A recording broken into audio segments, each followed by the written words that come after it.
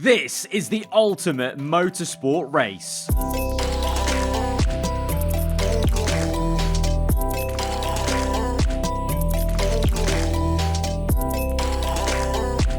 We've got 28 different motorsport classes on the same grid today at Indianapolis for the F1 road course. 7 laps, and it's a reverse grid with the slowest vehicles starting at the front and the quickest ones at the back. Today we'll be driving, of course, the Formula 1 car, stone dead last, P28, and seeing how quickly we can get to P1 and ultimately how every motorsport class shakes out and performs over these 7 laps. I got inspiration for this idea from the Wind Tunnel YouTube channel, who did a version of this where they simulated the race, whereas I want to actually drive it and experience passing all these different classes of cars. It's going to sound and look incredible. And not only is the reverse grid going to spice things up, I'm going to give the entire grid a 30-second head start. So here we are then, the entire grid revving up, and we go to lights out, and we're underway, and the go-kart gets an amazing getaway versus the Dakar Rally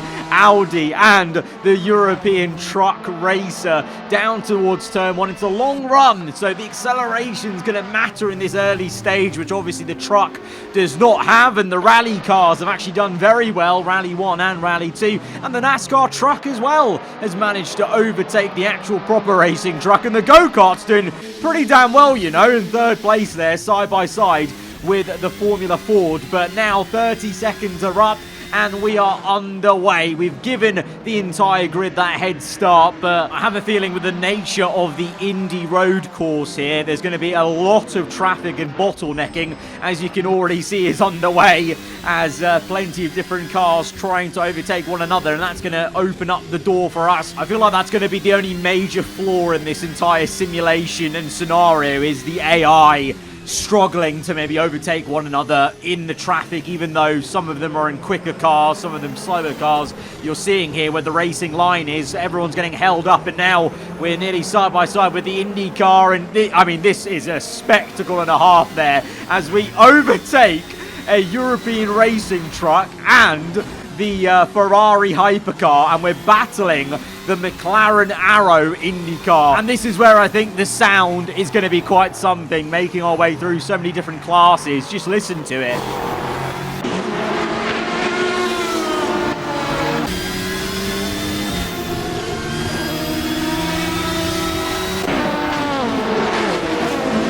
The banking, look at this, a traffic jam. It's a motorsports heaven traffic jam as we're side by side with the Dakar Rally. We get the NASCAR, and it was quite comical seeing the go-kart just in the middle of all of that, and we get the rally cars as well for good measure. The GTP dive down the inside of the Rally 2 car. We're up to P5 now. Ahead of us, the Brazilian stock car. Formula Ford doing very well to be in P3. The Formula E car as well, as we dance the car on the outside of both of those. And we're up into P3. And the Formula 4 car is the one leading the way. Fair play. I feel like the Formula E car, in hindsight, maybe was a bit too high on the grid, and the same for the Formula 4 car, to be fair. I'm quite surprised these two are the classes leading the way, but it is what it is. But over 7 laps, I'm sure we're going to see the much quicker cars finally get through, as we see a go-kart versus an LMP2 car, I think that is, versus a GT3 car. Unbelievable scenes here with the Formula Regional car overtaking the BTCC, and the Super Formula also getting its way past and now tucked up behind one of the Rally 2 cars, I think that is, and the Formula Regional chasing down another, and oh no, the Formula, I think that's the Formula 2 Prema is in the gravel. That is not great news. So Formula 2 won't be getting as high as it should be probably. The Super Formula though is going well, and it's going to overtake, I think that's the Formula 3 car, through the banking onto another lap. As we see in the pits is a car, I think that's the Formula 2 car, that's actually finally made it through into the pits after being teleported there, as the Indycar makes its way past the NASCAR, and I think that was the Formula Ford going well, and a lot of the GT3 cars tucked up together quite poetically, really. Also with the Hypercar, it's like they almost know they're all part of the, you know, WEC scene, basically. They all want to stick together, you know? But I definitely think the Ferrari Hypercar there, the 499, definitely has been held up significantly at the start of this race. I mean, it's still behind, I think, the LMP3, I think that is in the lime green, and he's only just, you know, got past all the GT3 cars, so I think the Hypercar won't be as high as it really should be by the end of the race. Let's see as we pass for the second time the European racing truck, and we go past the Formula Student, which is in a McLaren livery. Quite poetic, really, to pass the Formula Student, you know, a car that's worked on by university engineering students hoping to one day get into Formula 1, and there we pass their creation in a Formula 1 car itself as NASCAR gets overtaken by the Hypercar class and the LMP 3 or 2. I can't really tell, to be honest. I can't remember which livery was which, as they are a very similar shape. And so far, though, the Formula E actually still holding up pretty well as we pass the kart and the Dakar Rally car once again. I'm actually still quite amazed the kart is still going, because I thought the kart would probably be punted off and retire early, but fair play to it for still going on in quadrant colours as well. So flying the fluoro flag as we see the Super Formula catching, finally, Formula E, and they're both catching the massive racing truck in comparison. The size difference between some of these cars is ridiculous, but the Super Formula makes a double pass there into the final few corners to get ahead as see Formula Ford holding up some of the GT3 cars and the rally cars side by side, and we're gaining on them now to try and lap them. We're going to have to go through the middle of both the Rally 1 and Rally 2 cars round the outside of GT4 to nip through, and so far it's been a very clean race. I've tried to make sure there is no funny business, and we're taking this, you know, like an exhibition race, so no contact, very easy, but we're doing really well, to be fair, threading our way through, and it's just incredible, I must say, the sensation of cutting through all these different classes of car in a Formula 1 car.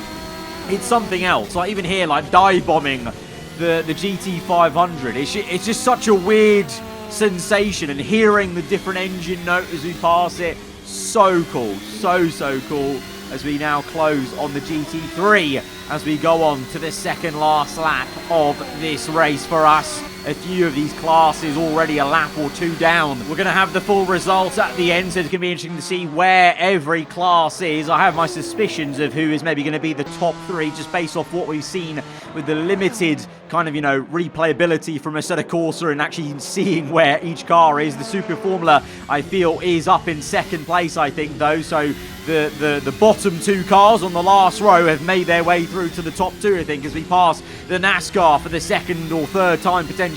We definitely passed the European racing truck for about the third time, I think that is, as we now cycle through the different cars. Oh, look at the amount of wobble on the Dakar Rally Audi there. That was incredible stuff there. It almost tipped over as the rally cars are together. We pass the Formula Student once again as we wave in by. Oh, the NASCAR truck is out of the race then, sorry. Didn't see that. He's retired. And it looks like the go-karter has had enough as he peels into the pits early to retire from the race. I don't blame him. Going around this circuit in a go-kart must be absolute torture, to be honest, as we pass the last few couple of cars as we run towards the final lap of this ultimate motorsports race. And if anything, it's been an absolute spectacle and a half, and a joy on the ears to just hear all these different engines. And like I said, really interesting to actually see a direct size comparison between the different cars, because there's a few cars, I don't know about you guys, a few cars that I didn't think were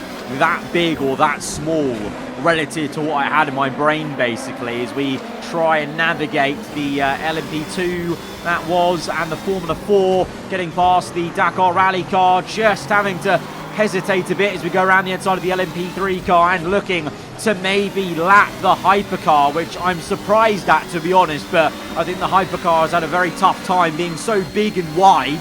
I think in a circuit like this has really struggled to get past some cars with the AI racing line and the kind of, you know, aggression level maybe not being as high as it should be, as we go around the outside of the Formula Regional on our final descent up the banking and through the final bend to finish out the ultimate motorsports race. And it's no surprise, obviously, the Formula 1 car has come out on top overall. Even with the banking, the long straights, the Formula 1 car makes up time even on those straights versus other cars, and then makes up time on the straights versus others that might be stronger on the banking. But these are the final results then. So Formula 1 in first place. Super Formula came second place with IndyCar in third. Formula E is a real shock, and to be honest, Formula 3 as well, being up there in P4 and 5 respectively. The Hypercar expected to do better behind both them. Then the Formula Regional ahead of the LMP2 and GTP, and Formula 4 gets a top 10, which you can be very,